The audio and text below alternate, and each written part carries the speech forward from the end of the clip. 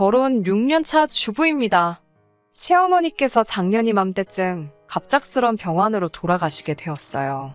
아버님이 혼자 사신 지 6개월이 지나고 나서 저희 집 근처로 이사를 오셨습니다.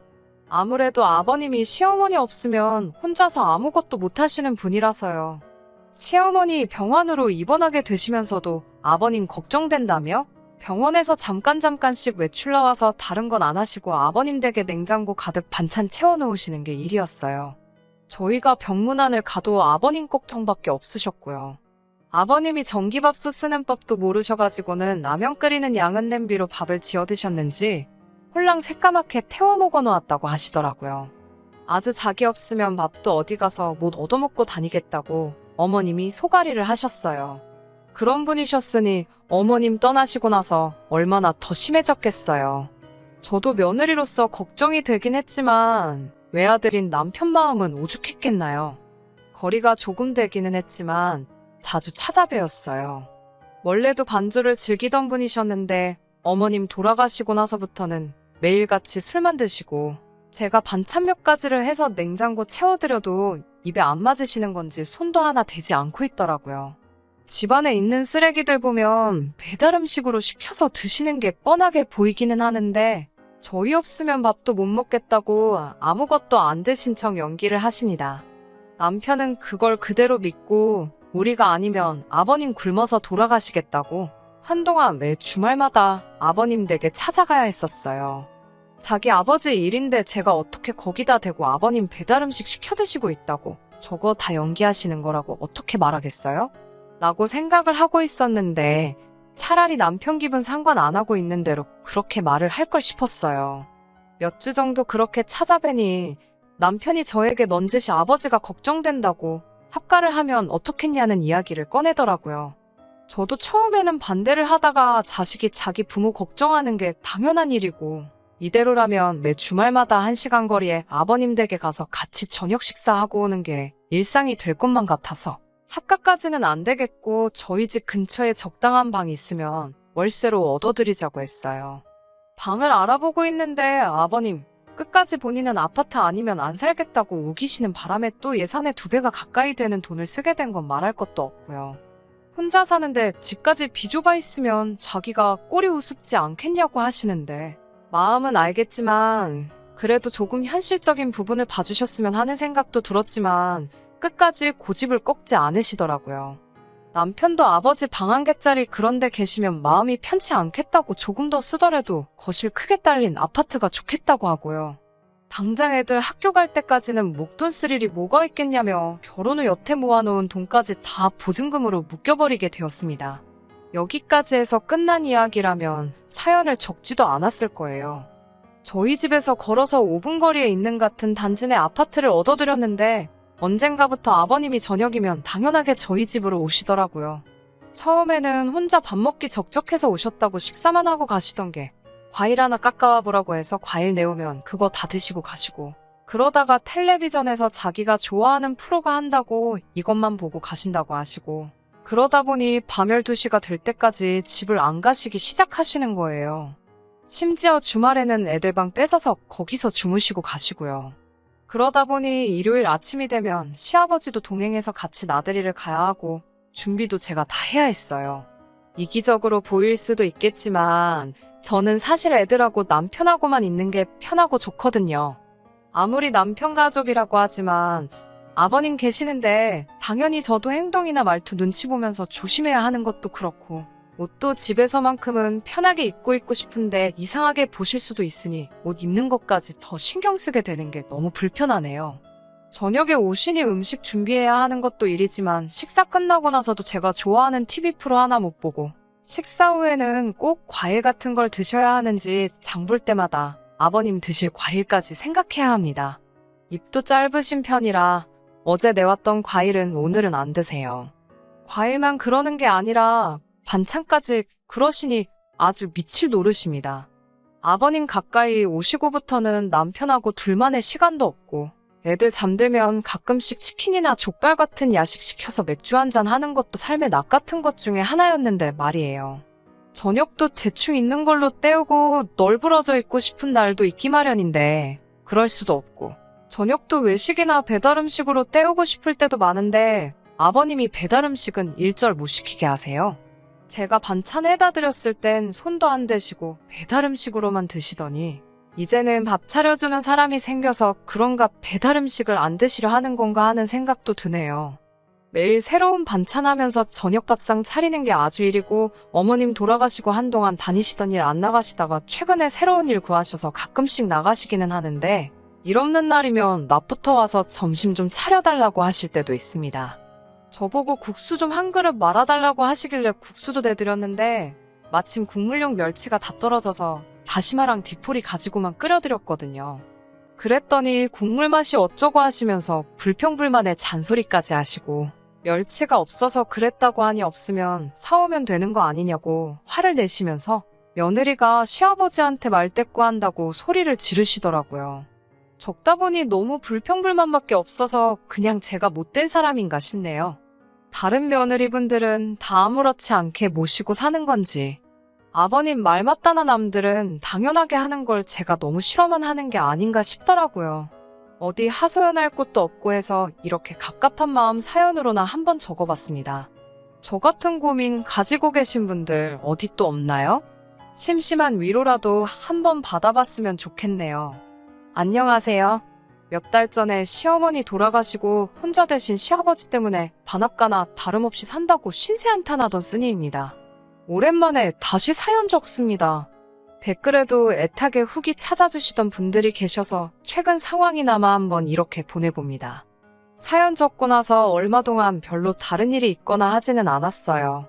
댓글 중에 이혼하라는 댓글도 많이 봤는데 저도 이혼 당연히 생각 안 해본 적 없지만 이제 3살, 5살 된 아이들 두고 제가 일을 나간다는 게 상상도 되지 않고 사실 결혼 전에도 제가 무슨 일을 했어서 경력이 있던 것도 아니고 해서 그래서 쉽게 결정을 내리지 못했나 봐요.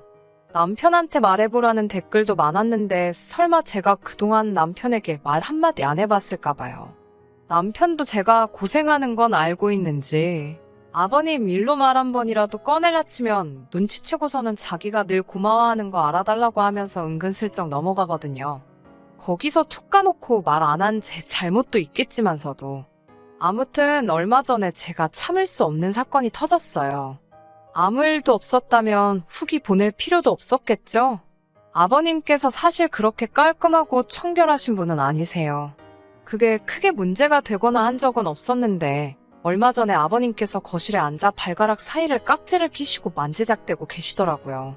그리고 나서 그 손으로 우리 애들 볼을 만지고 입에 드시고 계시던 과일을 발에 깍지 끼고 있던 그 손으로 다시 잡아서 아이들 입에 넣어주시길래 제가 깜짝 놀라서 아버님 팔을 툭 쳐버리고 말았어요. 당연히 집이 난리가 났죠. 남편도 저한테 버르장머리 없게 뭐 하는 거냐 한 소리 하고 애들은 무슨 일인지 인지도 못한 상황에서 큰 소리가 오고 가니 엉엉 울기 시작했고요. 그래도 저는 짚고 넘어갈 건 정확하게 짚고 넘어가야겠다는 생각이 들어서 말했어요. 아버님, 아무리 그래도 발꼬락 만지던 손으로 애들 먹을 거 주시는 건 조금 아닌 것 같다고요. 유난스러운 애엄마처럼 보일지 몰라도 저 아이들 갓 태어났을 때는 충치균 옮을 수도 있다는 말에 애들한테 뽀뽀하는 것조차 어려워하던 사람이에요. 발 한 번 만진 손으로 뭐 먹는다고 애들이 아프거나 그러지 않는 건 알고 있지만 그렇다고 그걸 가만둘 수도 없잖아요. 그래서 다른 건 몰라도 아이들 관련된 거 있어서만큼은 조금 조심해 주시면 좋겠다고 딱 말씀드렸어요.